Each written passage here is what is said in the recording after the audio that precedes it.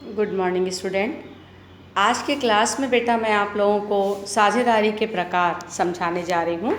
साझेदारी के प्रकार, पहला है अधिनियम के अनुसार साधारण साझेदारी और सीमित साझेदारी। दूसरा है अनुबंध के अनुसार वैध साझेदारी और अवैध साझेदारी, ऐच्छिक साझेदारी, विशेष साझेदारी और निश्चित अवधि के लिए साझेदारी। ये है अनुबंध के अनुसार। फिर है व्यापार संचालन की दृष्टि से सक्रिय साझेदार, निष्क्रिय साझेदार, नाम मात्र का साझेदार, और भी उसी प्रकार से दिए हुए हैं, जैसा कि केवल लाभ में साझेदार, प्रदर्शन या गत्यावरोध द्वारा साझेदार और कार्यकारी साझेदार। ठीक उसी प्रकार से अन्य दृष्टि से भी है उप साझेदार, आने वाले साझेदार, बाहर जाने वाले साझेदार, वरिष्ठ और कनिष्ठ साझेदार और नाबालिग साझेदार। ये सारे बच्चे आपको बुक्स में पूरा मिल जाएगा प्रकार।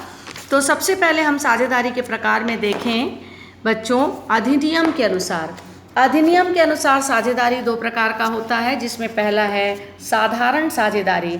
ऐसे साझेदारी को हम सामान्य साझेदारी, साधारण साझेदारी कहेंगे, जिसका नियंत्रण साझेदारी अधिनियम 1932, साझेदारी में अधिनियम 1932 लागू होता है, तो 1932 के अनुसार होता है, जिसमें साझेदारों का दायित्व असीमित होता है, तो उसे हम कहेंगे साधारण साझेदारी।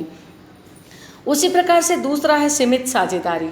जिस साझेदारी में दायित्व, जो सदस्य होते हैं उनका दायित्व केवल लगाई गई पूंजी तक ही सीमित होता है, तो उसे हम कहेंगे सीमित साझेदारी।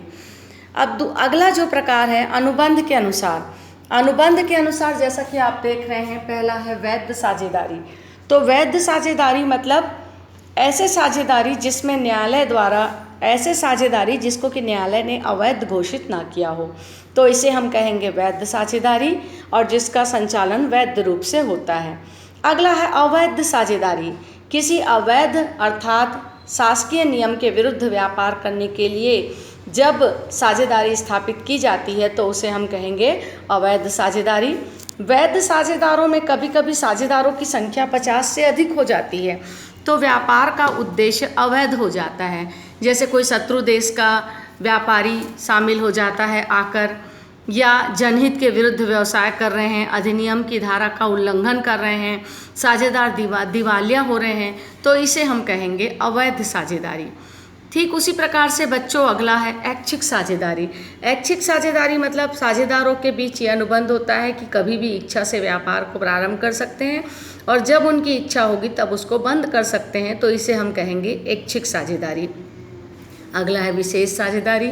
ये भी होता है बच्चों की कोई एक निश्चित लक्ष्य बना लेते हैं, 2 या 2 से अधिक लोग, जैसे ही वो एक कार्य को पूरा करने के लिए, जैसे ही वो कार्य पूरा होता है तो साझेदारी स्वतः ही बंद हो जाती है, तो इसे हम कहेंगे विशेष साझेदारी। फिर है निश्चित अवधि के लिए, फिक्स टाइम जो पार्टनरशिप है, इसमें क्या होता है, एक समय विशेष के लिए 2 साल, 3 साल, 5 वर्ष, एक निश्चित अवधि के लिए साझेदारी बनाते हैं। जैसी वो अवधि पूर्ण होती है तो साझेदारी भी स्वतः ही बंद हो जाता है। उसी प्रकार से बच्चों और भी दिया हुआ है, जिसमें हम देखेंगे दायित्व के आधार पे। दायित्व के आधार पे 2 प्रकार का होता है, एक होता है सीमित दायित्व वाली साझेदारी, दूसरा होता है असीमित दायित्व वाली साझेदारी। सीमित दायित्व जिसमें साझेदारों का दायित्व लगाई गई पूंजी तक ही सीमित होता है, उसे हम कहेंगे सीमित दायित्व वाली। असीमित दायित्व में क्या होता है, साझेदारों का दायित्व लगाई गई पूंजी तक सीमित न रहकर असीमित होता है, अर्थात अगर व्यवसाय में किसी प्रकार का नुकसान होता है तो उनकी निजी संपत्ति को भी प्रयोग में लाया जा सकता है। अगला जो है व्यापार संचालन की दृष्टि से, पहला होता है सक्रिय साझेदार, एक्टिव पार्टनर। मतलब जो साझेदार फर्म के संचालन में सक्रिय रूप से भाग लेता है, तो उसे हम कहेंगे सक्रिय साझेदार। मतलब जो भी कार्य वो करेगा वो फर्म के प्रति उत्तरदायी होगा। निष्क्रिय साझेदार, कई साझेदार ऐसे भी होते हैं बेटा जो कि फर्म में पूंजी तो लगाते हैं, लेकिन लाभ हानि बस में हिस्सा लेते हैं और किसी प्रकार का फर्म के संचालन में किसी प्रकार का कोई भाग नहीं लेते, तो इसे हम कहेंगे निष्क्रिय साझेदार। ठीक है। उसी प्रकार से नाम मात्र का साझेदार, नॉमिनल पार्टनर, मतलब जो साझेदार ना तो व्यापार में पैसा लगाते हैं, आपको लग रहा होगा बिना व्यापार में पूंजी लगाए भी साझेदार हो सकते हैं, तो हाँ, बिना पूंजी लगाए भी नाम मात्र के लिए साझेदार हो सकते हैं। ऐसे साझेदार व्यवसाय के संचालन में भाग लेते हैं, परंतु फिर भी वो साझेदार के सदस्य नहीं होते। नाम मात्र के साझेदार कहलाते हैं। ऐसे साझेदार को इनकी ख्याति और प्रसिद्धि देखकर ही साझेदार बनाया जाता है और ये अन्य पक्ष के लिए किसी प्रकार से कोई उत्तरदायी नहीं ठहराए जाते।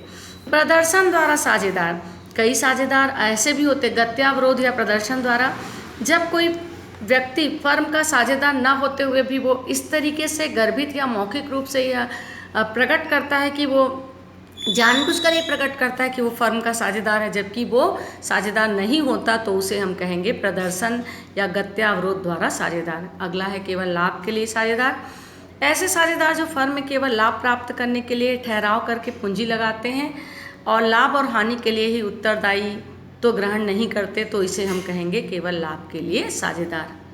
उसी प्रकार से और भी साझेदारी के प्रकार दिए हुए हैं, जैसे उप साझेदार, आने वाला साझेदार, बाहर जाने वाला साझेदार, गुप्त साझेदार। आने वाला साझेदार मतलब साझेदारी में जब नए नए लोगों को फर्म प्रवेश देती है तो उसे हम कहेंगे आने वाला साझेदार। जाने वाला साझेदार मतलब आउट गोइंग, जब कोई साझेदार समस्त साझेदारों की सहमति से फर्म को छोड़कर चला जाता है तो उसे हम कहेंगे जाने वाला साझेदार। उसी प्रकार से गुप्त साझेदार भी होता है। गुप्त साझेदार वो होता है जो फर्म के प्रबंध में भाग नहीं लेता, परंतु